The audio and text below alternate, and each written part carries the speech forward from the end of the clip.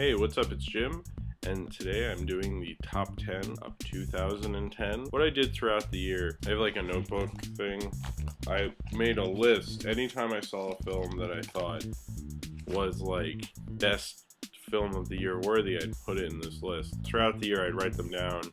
Eventually, I'd sort them, and this is where we are. I guess I should say what every critic says, that films shouldn't be ranked, and blah-de-blah-de-blah. But that's just life. So I guess I will start with, I have 5 runners-up. True Grit, classical western from the Coen brothers. Dogtooth is very strange and very intense, but it's very good. I mean, it's kind of like almost a piece of art, how original Dogtooth is. Just pretty amazing. Bill Plimpton's Idiots and Angels. It's directed like a silent film. The visual storytelling is amazing in it. If you don't like Bill Plimpton, see Idiots and Angels. It'll definitely change your mind. Scott Pilgrim vs. the World is probably one of the movies I will be watching incessantly, especially now that I've had it on DVD. I've already watched it twice. I really enjoy it. It's a lot of fun, from the 8-bit Universal logo at the beginning. It's probably my favorite kind of cultish film of the whole year. Monsters, I like this film not just because of the backstory. It was made on this guy's laptop and it looks better than 2012. I like kind of this idea of this road trip where you see all this destruction of these monsters. You don't really see the monsters, but you see their impact. Probably my favorite sci-fi film of the whole year. Now, I guess we are doing the top 10. Number 10,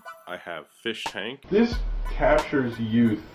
Really shows you what kind of boredom youth is. The first 2 acts especially, so strong about that feeling where you're just like what the fuck am I doing?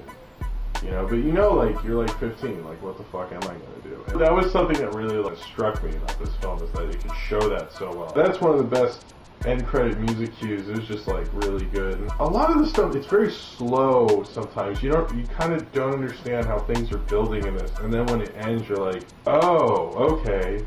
You're like, I thought that girl was just dancing there. I didn't know that was gonna come back. I like smaller films that are small in scope and kind of this have homey feels, and I get that from the films of like Mike Judge, and I get that from this film as well. Number 9, My Dog Tulip. This older English guy, J.R. Ackerling, and he went and he got a dog, and it's basically his life with Tulip, the dog, his experiences with Tulip. It's really kind of nice and cute and sweet. Everything to do with like owning a pet, and how sometimes, you know, they make mistakes, and you know, all the silly stuff they do and the particulars they do. It's all in here, and I think that's what makes this film so rich. But I think you can enjoy this film even if you do not own a pet, and you have a narration by Christopher Plummer, and he just does a really, really great job. I really like the style. I like that kind of sketchy style, and I thought it worked really well for the film, and how it was very personal. If you're having like a really great Sunday and you're like, let's watch a movie in the afternoon, this is like perfect for that. You know, have a nice glass of wine, watch My Dog Tulip. Number 8 is The American. I never got to film a review of this. The plot for The American isn't really that special. If this film was directed by somebody else, it might be a Jason Statham movie.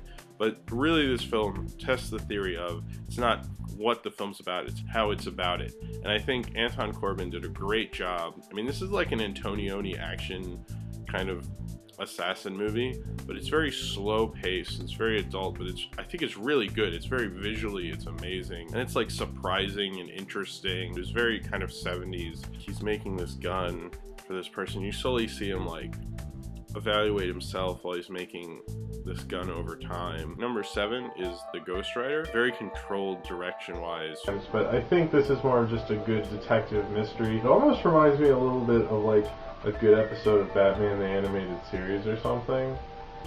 Obviously, Pierce Brosnan is supposed to be like a Tony Blair type, and there's a lot of allusions to like what happened in the past decade with all that stuff. So that, you know, that makes it a little more interesting. You know, it's very well structured, it's very well conceived. I mean, I feel like this film is very tight. The film you'd want from an older director. Number 6 is How to Train Your Dragon. The design was really good. I like design when it looks like a cartoon character. We don't have to have everything look super real and stupid. You come into an animated film, right, and you get 3D tracking shots that look amazing, and the flying sequences are great. I really liked how they did the dragon's animal kind of body language to them, which is really great. Dragon reminded me a lot of my cat, so that was cool. Visual consultant on this, who's also a visual consultant on Wall-E, is Roger Deakins. Probably the most Kmart movie I have on here, but I like the way they use the 3-act structure. I know it's all typical, and I know you can probably figure it out, and it has some surprises in it too.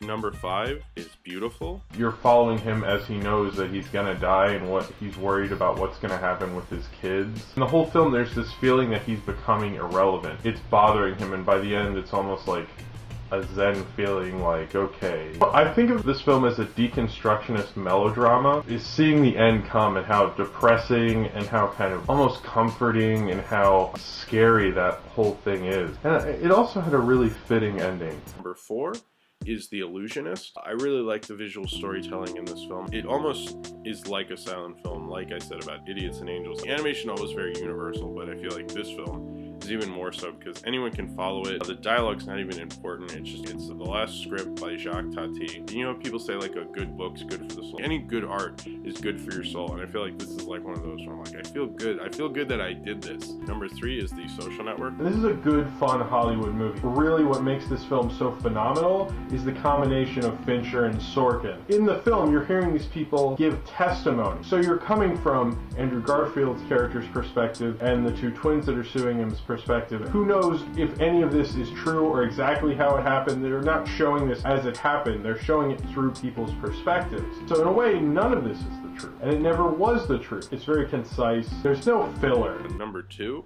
is Black Swan. This is directed, of course, by Darren Aronofsky. You see everything from her perspective. In any good mystery, really, you need to stay on one perspective. You really can't break from that perspective, and you use that perspective to your advantage. And as she's rehearsing for Swan Lake, she's going insane. Just the whole time I felt my veins in my neck were popping out. It's such kind of a masterpiece of using all these different kinds of elements of different genres and directors and mixing them together. And it's so human. I mean, there's humor to lighten the mood, but then it brings you right back up again. One of the few films when I left, I really felt like I had seen one of the best films of the year. Very good film to see in the theater because it's incredibly well mixed and the sound even freaks you out. So my number 1 film of the entire year, of all the things on this list, you can put them in any order, but for me, this really has been for a long time the best film of the year, and that is Animal Kingdom. It's directed by David Michaud. You're probably wondering why is it called Animal Kingdom, because that sounds like some lame nature documentary or something, but really the reason it's called Animal Kingdom is its theme throughout, I think, is Darwin theory of survival of the fittest. So they bring up that every criminal eventually gets caught and how it's just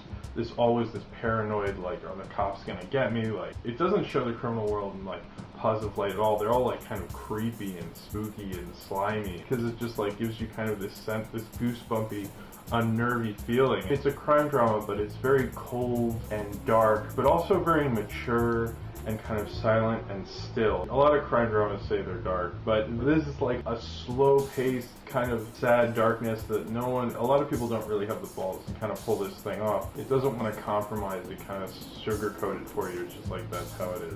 There's nothing any of them can really do. They're all like descending. This is the end of their kind of careers. That's kind of the whole film, is them just like waiting for the end. The structure is almost like aggressive. It's almost like aggressively slow. I guess that's my top 10 of the year. I hope this video didn't suck too bad. So if you would like to talk about any of the films, 2010, your top 10, or whatever, comment below down there, and subscribe if you would like to. Hey Toulouse, what do you think of the top 10 of the year? I was thinking of that too.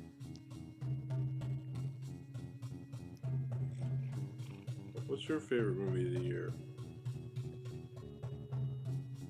Hi.